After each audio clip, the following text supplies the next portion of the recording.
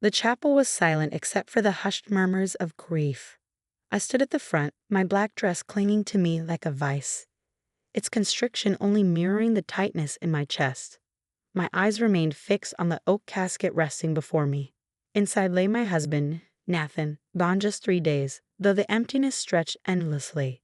At 34, I never imagined I'd be widowed, much less lose the man who had built a legacy with me, brick by brick.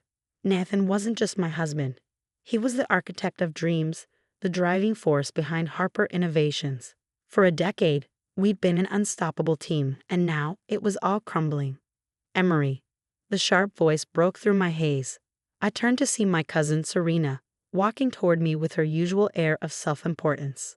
She was impeccably dressed, as always, in a designer suit that hugged her figure perfectly. A sleek leather folder rested under her arm, and the glint in her eyes was anything but sympathetic. "Not now, Serena," I said quietly, my voice raw. "This isn't the time." She smirked faintly, her perfectly lined lips curving in that infuriating way of hers. "On the contrary, it's exactly the time," she replied, pulling the folder from under her arm. "There's something you need to see. Something about Nathan's will." I felt the blood drain from my face. His will? I hadn't even thought about it, hadn't had the strength to consider anything beyond the fact that Nathan was gone. But Serena, cunning, ambitious Serena, was clearly already 10 steps ahead. "What are you talking about?" I asked, my voice barely above a whisper. She opened the folder and pulled out a stack of papers, holding them up like a trophy. "Nathan left everything to me," she said, her words cutting through me. "The company, the assets, everything. Signed and finalized 2 weeks ago." For a moment, I couldn't move, couldn't breathe. Harper Innovations wasn't just Nathan's work, it was our work. We had started it together in our tiny apartment, pouring in late nights and emptying every savings account we had. And now Serena, my cousin, who had always been more interested in spa days than spreadsheets, was claiming it all.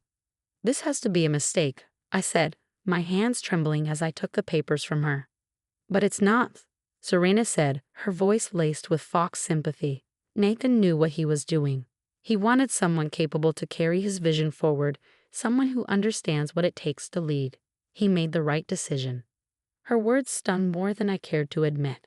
Serena had always found subtle ways to belittle me, to position herself as superior.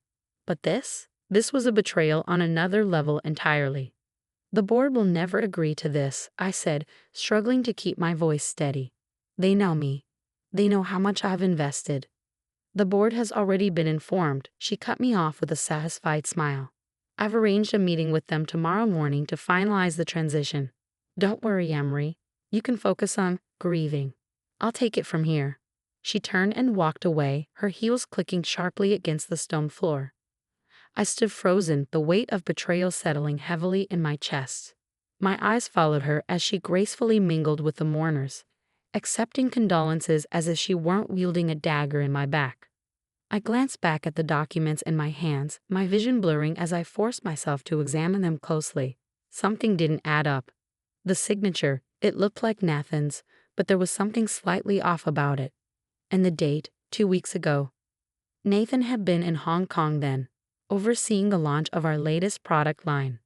The memory hit me suddenly. Serena had been unusually attentive during that time, asking questions about Nathan's itinerary, offering to help with his paperwork.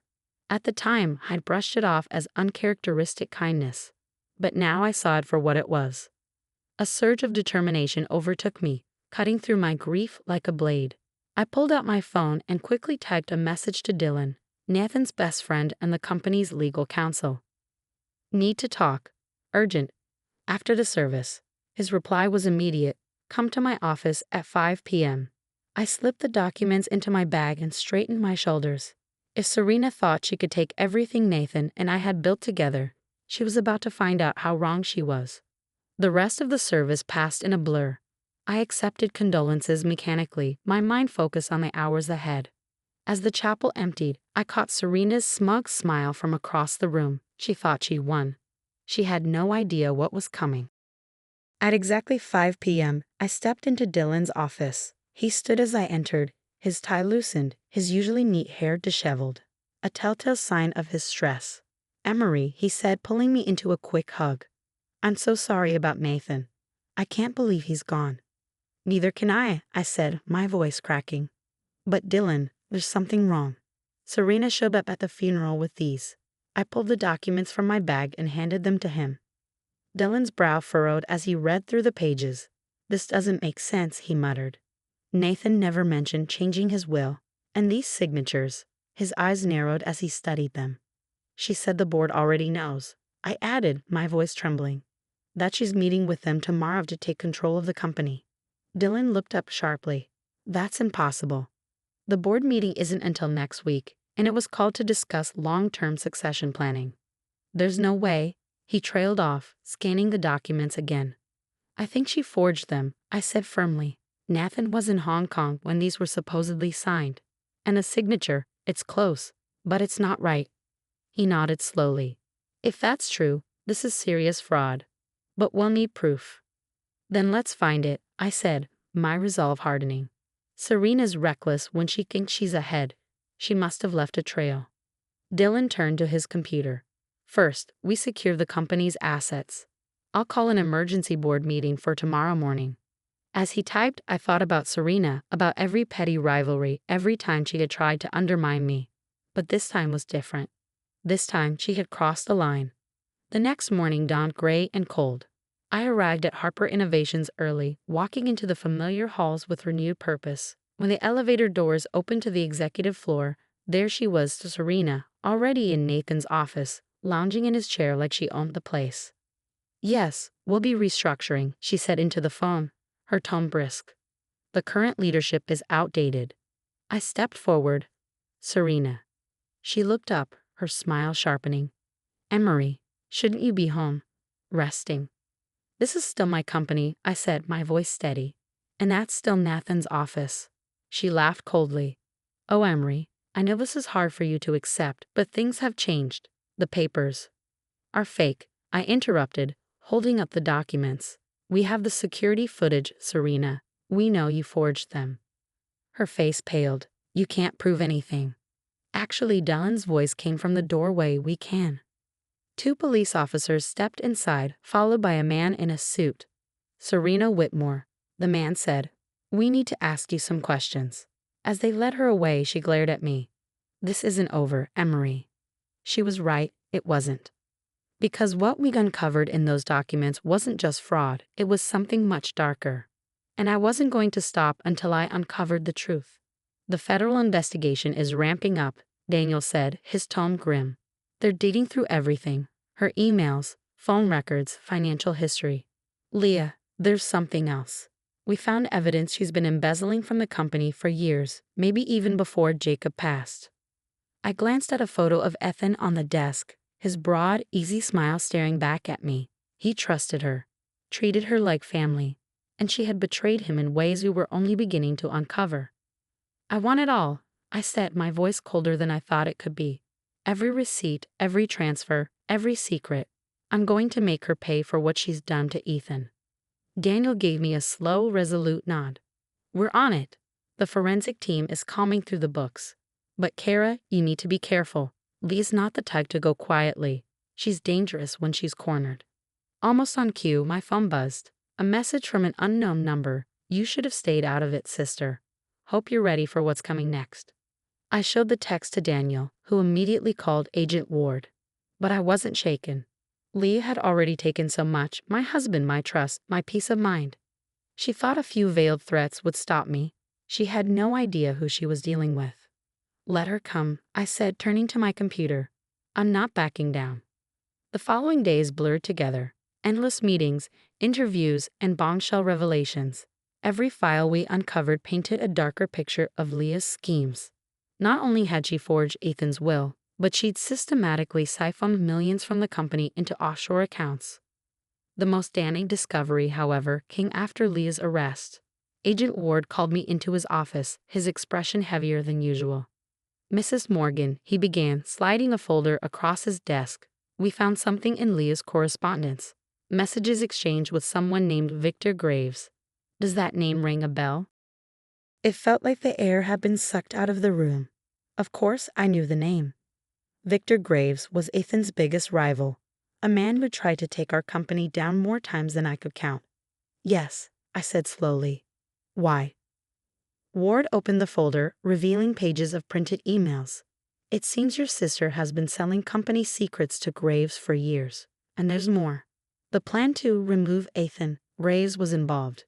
They intended to merge the companies once Leah had full control. I scanned the emails, my hands trembling with rage. Their conversations were casual, almost flippant, as they detailed how to deal with Ethan and divide the spoils of their partnership. We're bringing Graves in for questioning, Ward continued. But Mrs. Morgan, these people are dangerous. We'd strongly recommend putting you under protective surveillance until... No, I interrupted, my voice firm. I'm not hiding. I want to be there when you arrest him. I want him to see me and know his plans are falling apart. Ward hesitated but finally nodded. All right, but we proceed by the book. No risks. I left his office with a renewed sense of purpose.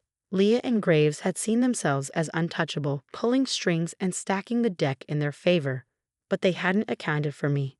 Graves Enterprises towered over the city, a glass and steel fortress built as a monument to Victor's ego. The FBI team was already in place, waiting for the signal. The plan was simple. I'd meet with Victor under the pretense of discussing a merger, wearing a wire to bait a confession. Walking through the lobby, my heels clicked against the marble floors. Memories of Ethan's determination filled my mind, how he'd fought tooth and nail to protect what we built. Victor had taken advantage of Ethan's principles, and it had cost my husband his life. Victor's assistant escorted me to his top-floor office. He greeted me with his trademark smirk, oozing false charm.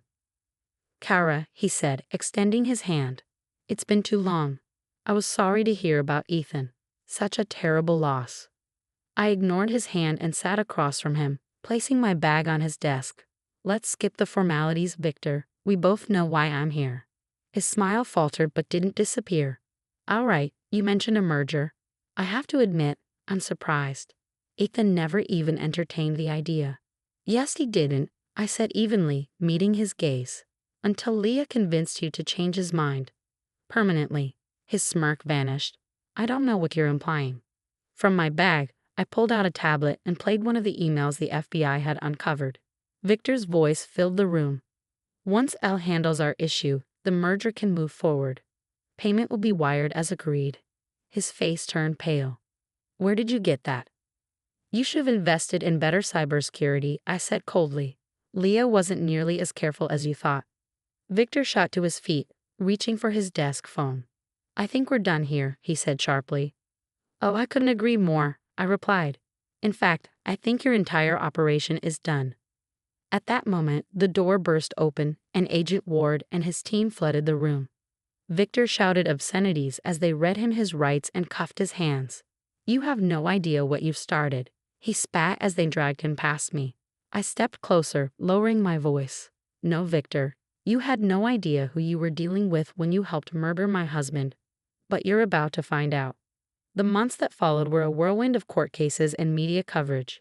Leah and Victor turned on each other, both desperate to cut a deal. But the evidence spoke for itself. The forged will, the money trails, the emails, they left no room for doubt. I attended every trial, watching as Leah's designer suits were replaced by orange jumpsuits, her polished image shattered. Victor's smug confidence crumbled day by day, his empire reduced to ashes. The verdicts were swift and brutal. Guilty on all counts. Conspiracy, embezzlement, fraud, and murder. They were sentenced to life behind bars. On the final day of Leah's trial, she turned to me as they led her away. Was it worth it? She sneered. Destroying your own family? I met her gaze without flinching. You stopped being my family the moment you betrayed Ethan. Rebuilding wasn't easy. Merging Graves Enterprises with Morgan Innovations brought its own challenges, but I poured everything I had into restoring what Ethan had built. 1 year after his death, I stood in our office, now my office, staring at his picture. We did it, I whispered. I hope you're proud. A knock at the door broke my thoughts. Daniel entered with a stack of documents and something else. An envelope from Ethan's files, dated weeks before his death. Inside was a letter in his handwriting. Kara, if you're reading this, something's gone wrong. I've been noticing strange things. Documents moved, questions Leah shouldn't be asking. I trust you to handle whatever comes.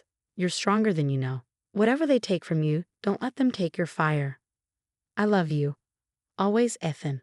Tears blurred my vision. Even in his final days, he believed in me. Daniel smiled softly. He was right, you know. I carefully placed the letter in my desk. I'm just getting started. As the sun set over the city, I looked out the window. Lee and Victor thought they could crush me. They were wrong. I had nothing left to lose and everything to prove.